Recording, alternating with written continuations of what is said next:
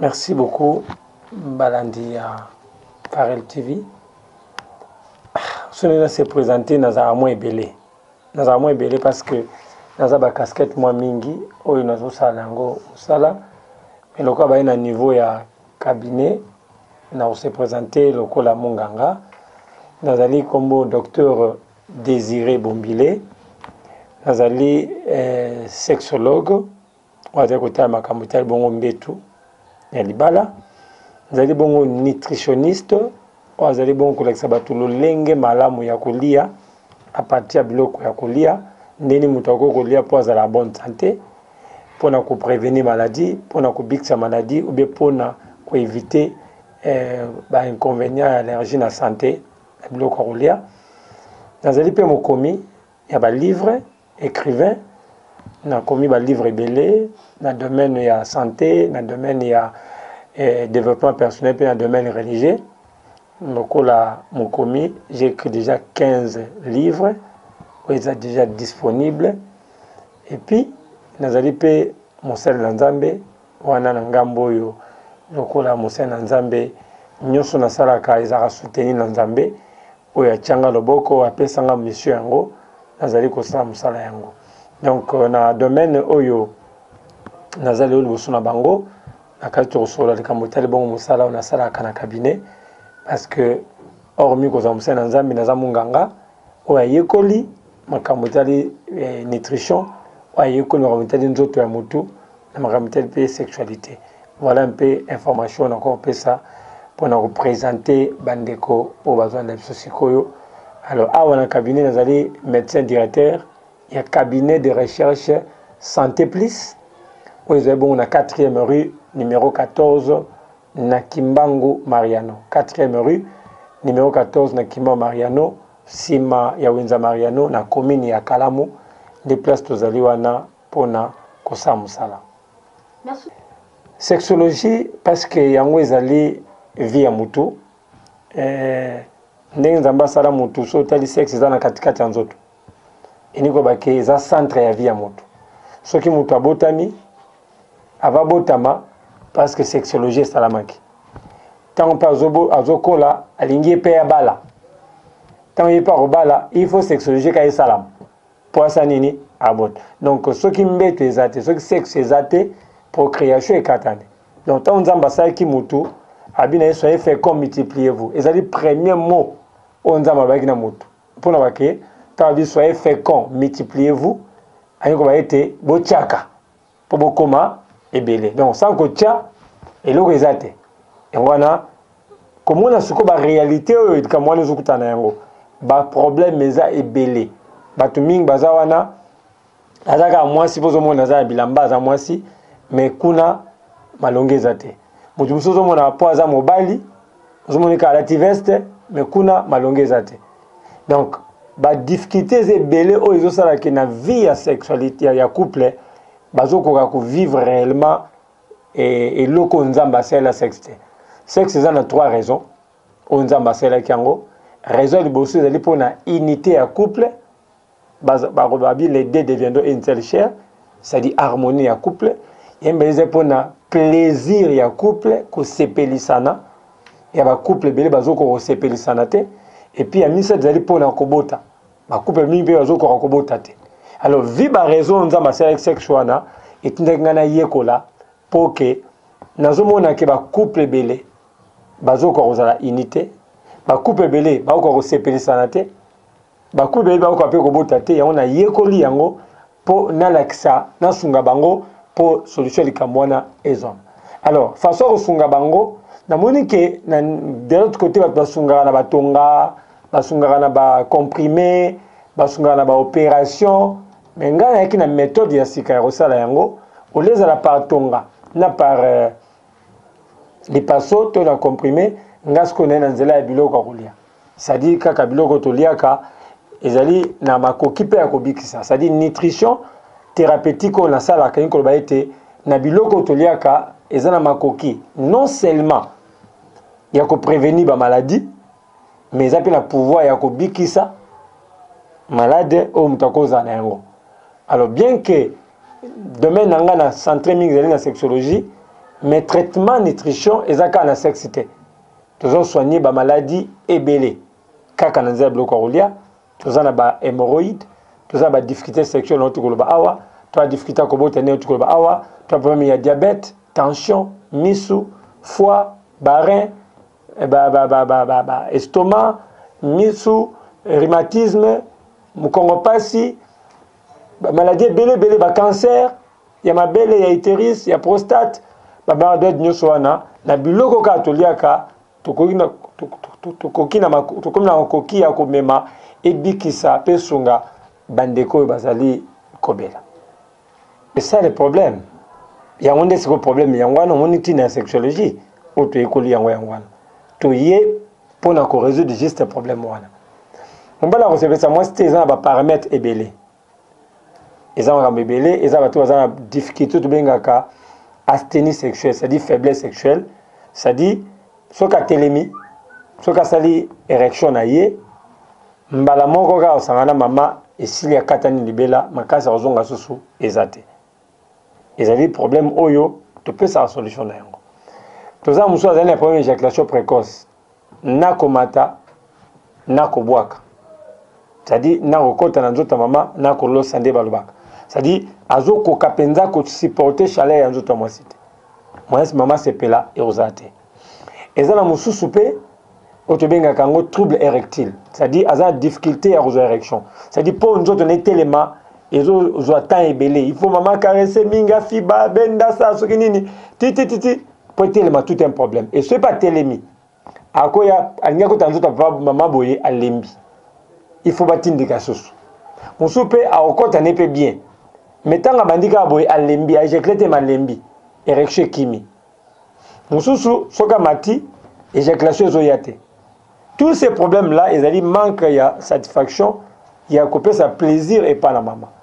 Alors, et le cas ça ils allaient caractériser ceux qui a contacté biso, tous en a ma voie de sortie au Togo coupé ça y est pour que à corriger problème wana, nyon soana pour que elenga mobali de ma casse mobile ils arana mbetu. Si on base na incapacité à coseper ça moi si à tout la taraba veste. Ata bien un docteur désiré. Ceux qui n'a mbetu moi ça c'est la raté aux a zéro. Alors d'où to lingité va pas qu'on nous à la zéro parce que na kuta na autorité moko angara mi bois qu'en étage. Parce que on dit aussi ma maman à la musi maman na 4h du matin à aucun mois le quoi moi posé yaki tant nga puzaka boye alembi. Mama beti mbata binangaki abineke comment est-ce que au katanga pongi obi ko kwa no makambute. Et puis si pas si a terminé mir alingami boaka. Heureusement ezaki moment où émission na ngeza koleka a pêcher attention ayoki détail ya mademoiselle ba émission ayi komona ngabi ke na ngena si sa vie nanga lelo parce que na mona ki valeur nanga mobilité pour na ko recevoir sa mois nanga te et banda mukolo wana makambo changea mama komi ko se retrouver donc pour na ba été et réalité wana ezali kambo ba couple belé bazokutana yango ezali kambo za intimité et kambo ezali moi Sony mais na ba na moto te ko souffrir na silence te parce que ngana za na serment na loba ete nakoki jamais koyoka Sony ya koloba oyo nzambe ayoka Sony te pona kosala so nzambe mtasala kanga ayoka Sony te bonga pona baona ayoka Sony ya nini nandeni esimba te bon facteur ezali belé ezali ko favoriser ba apparition ba maladie oyo ba facteur ezali belé toza facteur oyo ezali d'abord lié na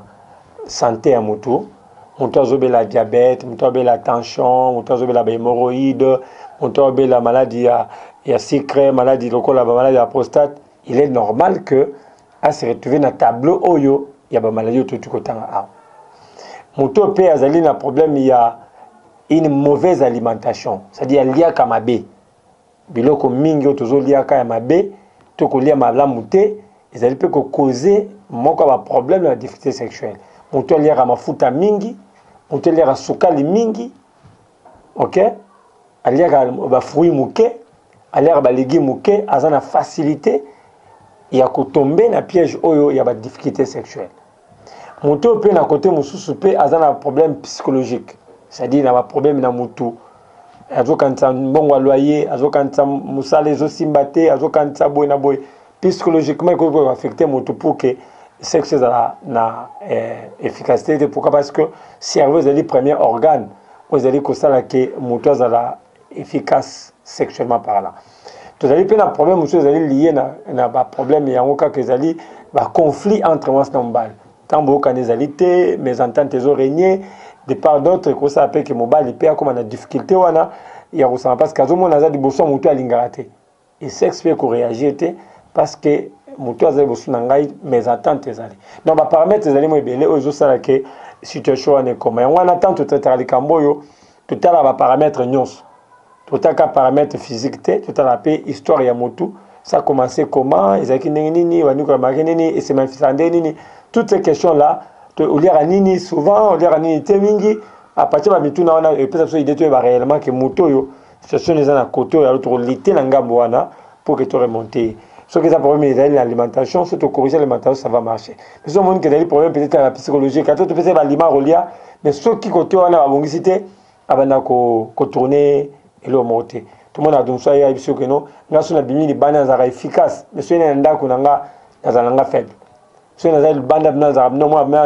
qui me balle nangizo samsala mais ce n'a comme ndako faible pourquoi parce que asi a perdu estime ya moi ce n'est ndako moi c'est ndako tikala kaka rideau mais pression naie amour naie affection naie ezapa na moi kamuke na za nena banda c'est ça un peu la réalité aux yeux que la coupe belé talatina ya bozen na biso yango. Merci docteur. Tout ce moment qui était sur wana. Est-ce que tu as côté à moi si? Moi si pelo ni la cause nango. Pour le papa mi bakuma malibanda. Ah bi que oh moi ça c'est pesa ngaite. Kama nina lingana zana esimba kate. Est-ce que pas moi c'est za la kanini? Oui, basi baza la difficulté na bango. D'ailleurs na comment livre memba. Oiza et uti ko makala mingi te zote kama makasi bazo luka penda yango makasi et ezali le sexe féminin. Dans le livre sexe féminin, mais quand vous expliquez, la difficulté est liée à moi si, ou à Zokuta, na yango na domaine de la sexualité. Tous autres gens ba femme frigide, ali y a tabazo simba ya okane lote. Simba no mabele, simba no sexe na, simba no clitoris. Fiba embebo. Azaka lokola osa mwana popi. C'est-à-dire azo yo kanate. Et ça problème aux ali, tu venga ba femme froide. C'est-à-dire mali laisser quota dans tout. Tout ça na ba femme to benga ba femme sèche. C'est-à-dire moi si oyo attend mbala simbi ya muyarate parce que moi si ningi nzamba salaye ce qui a excité à sa sécrétion moko na niveau ya nis na ye sécrétion ne salara que tango mobali a pénétrer facilement sans kayo capable parce que mobali azokota brutalement à quoi capable il faut amouiller pour ça moi muselu et kota bien basi musu ata si meneni a secrétaire tout ça basi musu to benga ba femme abondante bangonde ce ka bandika simbi taka linzaka bo pouf asa mouiller et puis a mouiller ebelé né a mouiller ebelé wana au mona papa so azokota mona azobima donc parce que ma eza tellement belé et moi comme ça quoi moi beblo moi ndengwana tout ça parce que abondance est belé et ça peut moka ba difficulté et ça basi mususu aza tellement munene ça dit somba azokota lutuka na kopo doze simba penza de parce que fungwa makasi ça dit moka ba réalité o basi bazokuta na yango et ça peut basi mususu ayo kaka passe ata muyene me mbata ça rapport yo kaka douleur et bandara na douleur et continue na douleur et si la na douleur donc yé pas na yé elenga sexe ayo ka ngote to yambara minga bikenga banda na banda et ça ka passe vous comprenez donc tous ces paramètres là tu viens disparaître tous ces paramètres les aba réalité au bas bazo kutana ngo ebele alors moko na moko ils ont la raison nango et cause de la psychologique et cause de la premier rapport on a Isaac brutalisé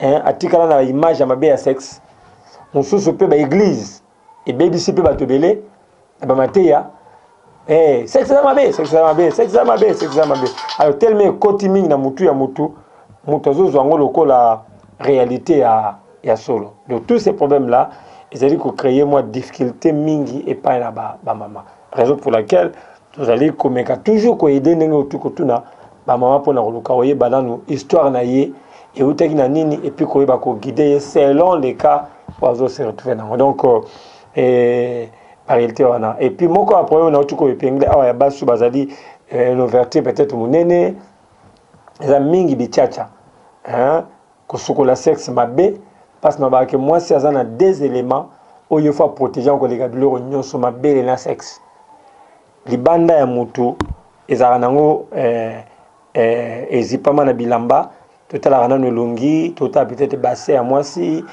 nani mais tant que longola bilamba eza biloko mbele intéressant mobile ezala sexe na mabele ce mabele ezali malamu te bien présenté te ou bien sexe ezali malamu te bien présenté te nde salaka bololo saka dego so aningaka yebanga bonga tikanga bongo nga sani ninga kuti wala bina sani nako nega oyaka po yonde mtosukisi masolo ya ye no yusko bongisa puke o babaka mvua mameka sa nini akangami soko yo na ye na monika to soko na zongeli nini c'est ça la vérité ah non ba na place ba joana donc ayaki akuti malamu te akei soko ngia era contrat avant d'ara wana andeni c'est pourquoi moi si faut mi bongisa yango livre ana lobi ke les sexes féminines livre si masolo bazaki belé ko la komi ko sepela parce que masolo ont changé moni masolo ont changé parce que ceci veut dire que solution des ala comme en tout cas on base infidèle problème il y a un bal infidèle les athées il faut résoudre les problèmes et infidélité tu es base infidèle qu'est-ce qui l'a amené à devenir infidèle il ne faut qu'à singa wana infidélité sili c'est normal c'est logique. Donc moi je ne trouve pas les cambrioleurs bakeno azaka ay baka nzoto na tiki ngate pourquoi eba nzoto na kangamita tiki c'est ka kuti mama malongate c'est pourquoi intérêt à kobongiselo kwa ngozali pour que nyonso zala très bien. Merci docteur. Je suis tellement que personne n'a qui n'a pas ce qu'on peut la caille à nutrition au sein de mon nutrition ndenge na oti koroba tout ce qui est ba recette na biso so benga on va produit to benga on va recette tout ce qui est recette pa na biso et salami kaka na biloko rolia tout ça ba recette tout ça on a base à pai to ba recette tout ça on a base à tondolo ndo moni ba tondolo oyo boye to somba ki tondolo oyo to sa yango kisi pour na soigner prostate pour na soigner ba rein moni mon ndambo ngana le yango po et ça un peu bien parce que biloko to lia ke za na ba makoki belé tout ça bakis biloko esami na citron to biloko esami na tangawisi to bakis esami na ail to bakis esami na miel na maki na miliki donc ça dit ça dépend il y a eloko neloko to sali yango selon objectif ya maladie autoniko to combattre vous comprenez alors ceux qui muto ba l'estomac eza bakis to sali oyo ba réseau to sali ezali ko soigner estomac so muto ba par exemple azobela myome tout ça va produire tout ça vous allez combattre myome tout ça ezaka kabiloko to liaka tout ça na comprimé tout ça na tongate tout ça na lipasopete biloko nyonso wana kaka biloko to liaka ndeza liko soigner alors tout ça marandenge wana voilà tout ça. Merci docteur au bien nous sommes ça là partir que ba fruit ni au traitement la maladie et bon bato neti baza ba mboka ba étranger baza mpona pas contacter pour na problème na bango ko ça ndeni. Alors, pour notre musica, le corps va produire un conservateur T. Le corps conservateur T, c'est difficile pour te tenir les produits avec une agence parce qu'une agence c'est au béba. À moins qu'à un moutoussir, ou à kokoya awa sombelier, à zo kenango à main propre. On a des conditions de bosso par rapport à un problème à zanango, à te consulter dans la musique, après c'est un problème naïe, te yokiye, te selier prescription, soit un déco sur place, à sombelier yango. Ce qui est occasion au Kénézali et qui est dans Mboko. Mais ce qui est occasion en Ezate, cette fois-là, il y a des Kambouya, Koyoka Naye, na cadre de formule. Donc, vous avez le Karoulia, à ce moment-là, il faut un montant forfaitaire. Montant forfaitaire, vous allez, par exemple, tu vas dire que non, $1. $1, tu peux expliquer que non, ça là, produit oyo. Soit tomate, 5 on a du tungulu, 5 on a aïe.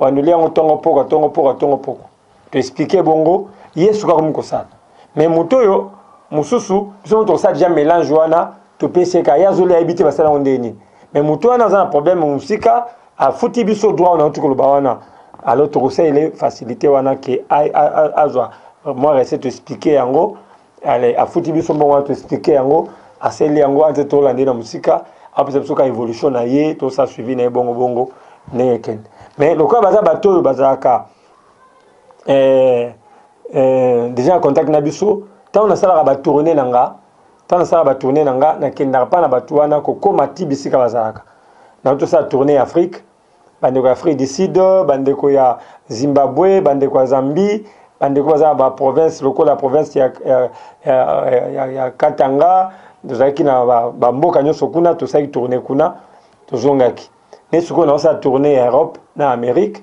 bandeko baza ba côté wana odia to na contact na bango tana okende kuna na comme na mboka boy na di liste toza ba contact na bango na contacter bango so na comme na Europe ndenge moko après na zongi tout souvent les autres dépendent quand na ndenge auto fonctionner na continuité à aider bandeko pour que ba retrouver ba santé na bango.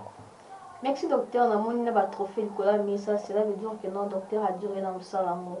Docteur Nanaïba, nous sommes au sein de combien des années déjà pour un trophée et ça j'ai m'inquiété pour un trophée méritant. Merci beaucoup. Bientôt 5 ans. Bientôt 5 ans. Donc année où tu as dit que Banda, tu as ça 5 ans parce que de manière clandestine. Tu Banda qui en 2013, on doit que ça la kaka ko tester tout en privé pour noter l'efficacité de la Congo. Quand tout le monde que Simbaki en 2014 tu démarraki l'activité na biso. Alors l'année prochaine tu fêter 5 ans, ça s'est fait hein. 5 ça s'est fait toujours bon sengo malé mais donc on a début à mois et l'année prochaine tu na fête monene pour na likambo yango. Pour na trophée, oui, c'est vrai ça musala makasi et te prouver de quoi on était capable. Et le lot tozali ambassadeur de la paix. Et la pays à Grand Lac, ils allaient suite ya musala yango et nazali meilleur nutritionniste et Afrique. Coupe Oyo, nazwa ki yango lokola meilleur nutritionniste et Afrique mobimba. Oh nazwa ki yango lokola meilleur nutritionniste ya Afrique centrale. Oh nazwa ki yango lokola meilleur nutritionniste ya Afrique centrale parce que d'abord comme j'étais meilleur nutritionniste ya Congo et puis ça ngai facilité à cause la éligible pour un concours ya Afrique centrale. Biso ça ba concours. Soko longi na concours wana et ka okebeta coupe. Soko longi ndozi coupe wana. Alors tena to kutana kina batu ya ba pays Afrique centrale nyonso nazaki plus fort que bango. Alors nazaki coupe oyo. Tant bazu ba meilleur ya ba Afrique ya likolo, Afrique ya centrale, Afrique ya est, ouest ndeta to betna bango nazaki coupe oyo boye comme meilleur ya Afrique mobimba. Donc lelo Congo RDC azali na meilleur nutritionniste ya Afrique mobimba vanda na Congo. Alors moi na Congo comme le docteur Désiré Bombile. On a qui ndo mon batie couple mibale ezali pour un problème ya sexologie na bongisi babale belé moni bazongi ensemble bazongi babale belé bamso azali suko salate bavanda ndak mo bachaka te na mba couple muso na basali déjà bana babala na batika ochata mukolo mokote pour papa te maranete mina ki ndoko bala répondre mwana bato ayika bo mwana mwasi bato kitoko bo ngebunge boy au faire ko chomise ka azo chome boy na bongisi likambo ngo pe bazongi kocha alors bamso bachaka soute pour ebeba alors to songi ba ndo monde babisa ngai trophée oyo ils accompagné comme ambassadeur de la paix na même ba réconciliation na ba couple pe banini wana ndepesi ke na meilleur pe nazalo ambassadeur de la paix à cause ya réconciliation na sala na ba vie ba couple. Merci docteur comme presque la souka émission na biso moi que somo ya curiosité docteur au santande ni misoki ota mona ndina mutabike no wana mutasala ke ngana za onazali do au santande. Bon, ils avaient sentiment de fierté, il y a satisfaction, il y a qu'on résout le problème de la société. Vous savez, même dès que tout le monde a un politicien, comme un politicien, dans le monde, il y a idée qu'à résoudre le problème de la société. Malgré des fois, il karaté, on se fait un kokaka. Alors, nous sur le kilo, tout ça, là, pour na biso mon côté. Même Maya, mais la Maya, na mon côté, fouille aller à fouille, na mon côté, c'est-à-dire tout ça, là, toujours pour na battre. Même garçon na kofi ba comme tombe nanga il a vécu pour les autres. Dans un sengo ya omona ke muninga za problème na résoudre yango. C'est une fierté et puis un sentiment il y a satisfaction mo boza katanga. Donc ceux qui n'a pas un couple beau raté 15 ans comme j'ai un couple comme ça là 15 ans. Témoin j'ai l'équipe mingi na radio na télévision 15 ans. Mais bien qu'on retrouver Kobota pour nanga ezali et sengo na koti na libota wana on a quoi comparer en côté. Voilà un peu ça. Donc elengi wana za bongo komona ke mutu moko ayemba bi que non que ba museza na mo elengi mo boye. Parce que elengi wana za une satisfaction, on sentit une satisfaction dans mon thème parce que toujours on est insatisfait. Mais quand je vois quelqu'un qui a été béni par moi, dans une satisfaction dans mon thème, donc ça me fait de la joie. Merci beaucoup docteur comme la souka émission na biso pour na baye oba kozali bako kolanda na Farel TV émission parcours d'un leader. Adresse, non, numéro de téléphone et vous savez moi bien pour la balance de 081 45 74 935 81 45 74 935 les numéros de contact Nabiso. Talbine numéro na 4e rue numéro 14 Kimbangu Mariano. 4e rue numéro 14 na Kimbangu Mariano. Vous avez juste na Wenzia Mariano na Sima commune à Kalamu. Parce que limité 4e ezali de bono pe 4e ezali mais biso na oya Kimbangu na Mariano na commune ya Kalamu. Toza chaque jour du lundi au vendredi 8h à 16h et puis du samedi 8h à 14h. Donc du lundi au vendredi 8h à 16h et puis samedi 8h à 14h. On a au Zubiso, l'adresse un peu si 4e rue numéro 14 Kimbangu Mariano. Nous avons problème de santé nous sommes en diabète, tension, hémorroïdes, rein, béba, estomac, cancer estomac, cancer à mabele, cancer à prostate, comme tout ça sauté. Liwa ezalakate liboso biloko kolia. Donc maladie nyonso abenga incurable. Maladie nyonso ezalaka na désespoir. Na biloko kolia toujours trouver solution na yango. Muto ko sauté, muto sala biloko kolia, aleki muto asala kisi. Muto asala biloko kolia ndem muto asala nzoto ya muto. Donc ayebi nzoto ya muto koleka muto ayekola yango. D'où concurrence na mutute, concurrence bena nzambete. Donc nzambe muto asala biloko to lobela, eza biloko nzamba sala, c'est ça notre force. Lokola mosala na nzambe, eza biloko mususu oyo nzamba za ko continuer ko inspirer biso, lokola chercheur, eza biloko oyo naza ko sala ba recherche nanga, lokola pe muto ayekoli naza maele ya koyekola nzoto muto na imaka mebele oyo, ezo pesa biso musala yango avec certitude to sala yango, soki totamwe na mboka ba paya mingi, pe ba ndimi biso, ezali parce que nous avons su faire quelque chose. Pour ramener couple Namboka, c'est facilité, mais on l'a fait parce que nous savons et il y a un savoir-faire autour de la. Merci, Ming.